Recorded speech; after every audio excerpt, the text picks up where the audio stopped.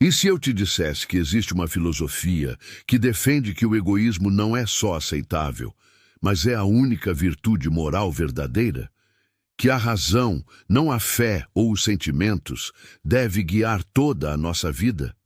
Bem-vindo ao objetivismo, a filosofia que já mudou milhões de vidas e continua provocando debates acalorados até hoje. Você provavelmente já ouviu falar de Ayn Rand, a escritora por trás de clássicos como A Revolta de Atlas e A Nascente. Mas o que muitos não sabem é que Rand não era apenas uma romancista. Ela era uma filósofa revolucionária que criou um sistema completo de pensamento chamado objetivismo. E hoje vamos mergulhar fundo nessa filosofia que desafia tudo o que você aprendeu sobre moral, política e até mesmo sobre si mesmo. O objetivismo nasceu na mente de Ayn Rand durante os anos mais sombrios do século XX. Nascida na Rússia em 1905, Rand vivenciou em primeira mão os horrores do comunismo soviético. Ela viu sua família perder tudo, assistiu ao Estado confiscar propriedades privadas e testemunhou como o coletivismo esmagava o indivíduo. Essas experiências traumáticas moldaram profundamente sua visão de mundo e a levaram a desenvolver uma filosofia que colocava o indivíduo no centro absoluto da existência. Quando Rand emigrou para os Estados Unidos em 1926, ela trouxe consigo uma missão: criar uma filosofia que defendesse o indivíduo contra todas as formas de coletivismo, seja de esquerda ou de direita. O resultado foi o objetivismo, um sistema filosófico que ela descreveu como uma filosofia para viver na Terra. Mas o que exatamente é o objetivismo? Para entender isso, precisamos examinar seus 4 pilares fundamentais: metafísica, epistemologia, ética e política.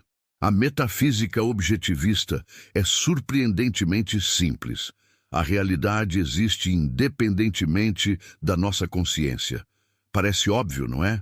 Mas essa afirmação é revolucionária quando você considera quantas filosofias e religiões negam essa verdade básica. O objetivismo rejeita completamente qualquer forma de idealismo, misticismo ou subjetivismo.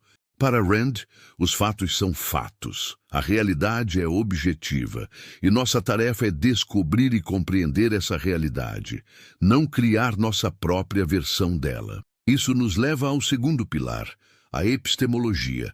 Como conhecemos a realidade? Para o objetivismo existe apenas uma resposta: através da razão.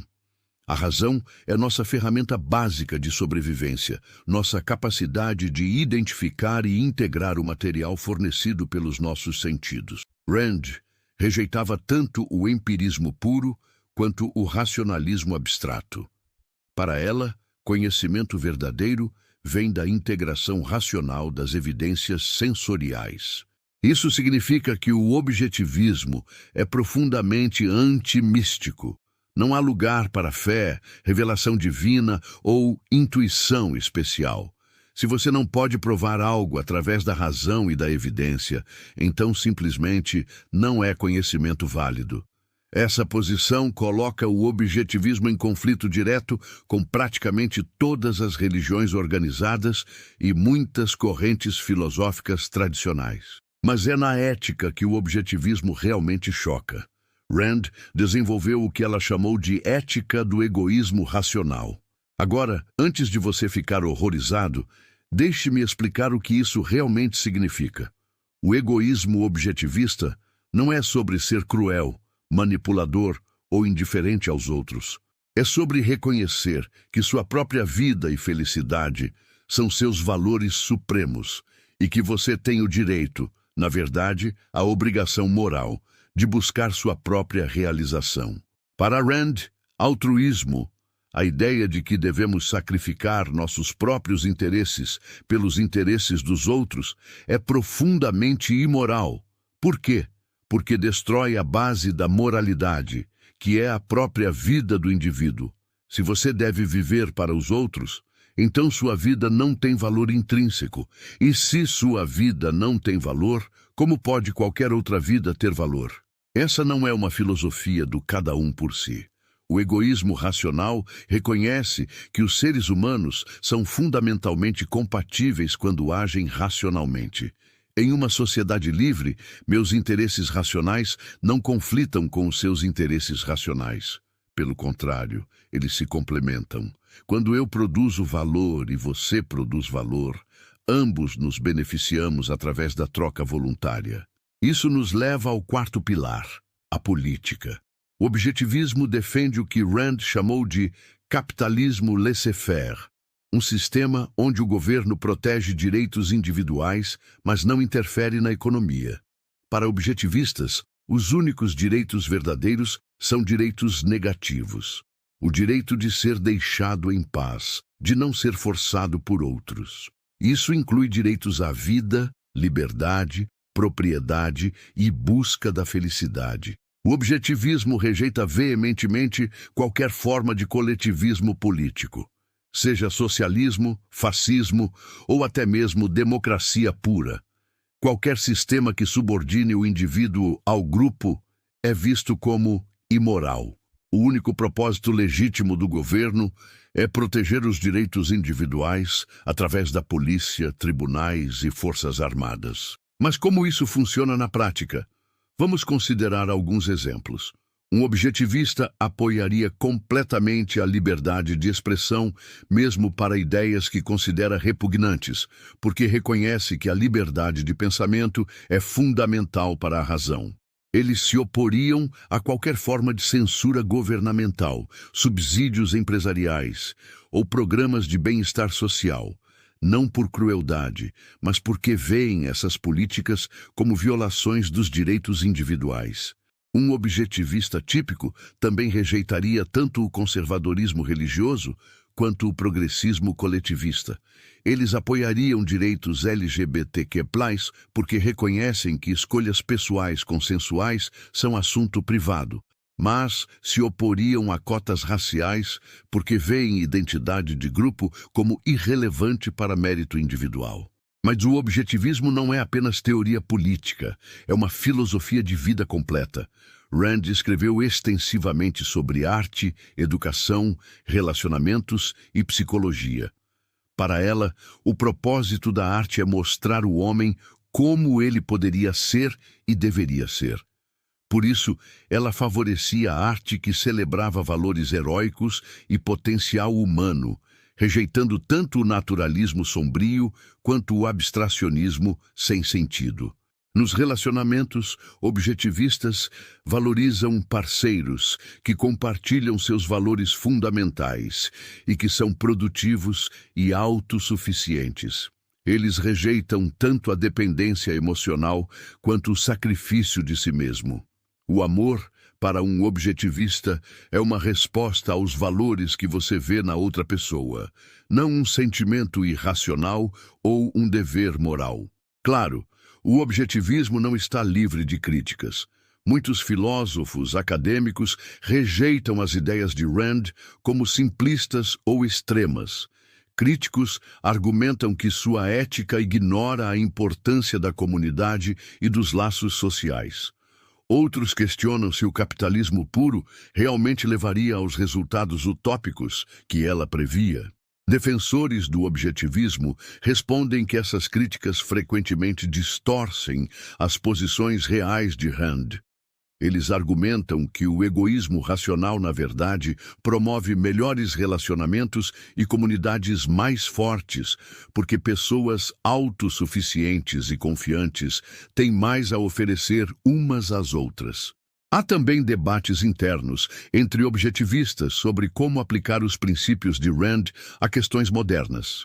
Como devemos lidar com mudanças climáticas, tecnologia de vigilância, inteligência artificial? Rand morreu em 1982, então ela nunca abordou diretamente essas questões, levando a interpretações diferentes entre seus seguidores. Independentemente das críticas, o impacto do objetivismo é inegável. Milhões de pessoas em todo o mundo foram influenciadas pelas ideias de Rand. Empreendedores citam a revolta de Atlas como inspiração. Políticos invocam conceitos objetivistas. Até mesmo pessoas que discordam de Rand frequentemente reconhecem que ela levantou questões importantes sobre individualismo, liberdade e o papel do governo. O objetivismo também continua evoluindo. Organizações como o Instituto Ayn Rand e a Fundação Atlas trabalham para promover e desenvolver as ideias objetivistas. Acadêmicos como Tara Smith, Yaron Brook e outros continuam expandindo a filosofia objetivista em novas direções. Então, o que você deve fazer com tudo isso? Se você está intrigado pelo objetivismo, eu recomendo começar lendo A Nascente ou A Revolta de Atlas para entender as ideias em forma narrativa. Depois, você pode explorar os ensaios não ficcionais de Rand em livros como A Virtude do Egoísmo e Capitalismo, o Ideal Desconhecido. Mas lembre-se, o objetivismo não é uma religião ou um dogma. É uma filosofia que deve ser avaliada pela razão e evidência. Você pode concordar com alguns aspectos e discordar de outros. O importante é pensar criticamente sobre as ideias e decidir por si mesmo o que faz sentido. O objetivismo nos desafia a viver conscientemente, a perseguir nossos valores racionais, a assumir responsabilidade por nossas vidas e a tratar outros seres humanos como fins em si mesmos, não como meios para nossos fins. É uma filosofia que celebra a capacidade humana de pensar, criar e prosperar. Em um mundo frequentemente dividido entre extremos coletivistas, o objetivismo oferece uma terceira via, uma filosofia que defende tanto a liberdade individual quanto a responsabilidade pessoal, que reconhece que podemos ser éticos sem ser altruístas, livres sem ser anárquicos e egoístas sem ser cruéis. Essa é a promessa radical do objetivismo, que você pode viver uma vida plena e moral, focando em sua própria felicidade racional, e que fazendo isso, você contribui para um mundo melhor para todos. Agora você conhece os fundamentos do objetivismo. A questão é, o que você vai fazer com esse conhecimento? Como essas ideias podem influenciar sua própria jornada de vida? A resposta, como Ayn Rand diria, cabe inteiramente a você. Se este conteúdo abriu sua mente para novas perspectivas sobre individualismo, liberdade e filosofia de vida, deixe um like para apoiar o canal. Inscreva-se e ative o sininho para não perder nossos próximos vídeos, explorando outras filosofias e ideias transformadoras. E nos comentários, quero saber qual aspecto do objetivismo mais te chamou a atenção. Você concorda com a ética do egoísmo racional de Rand ou acha que ela vai longe demais? Sua participação enriquece nossa discussão e ajuda a construir uma comunidade de pensadores críticos. Vamos filosofar juntos.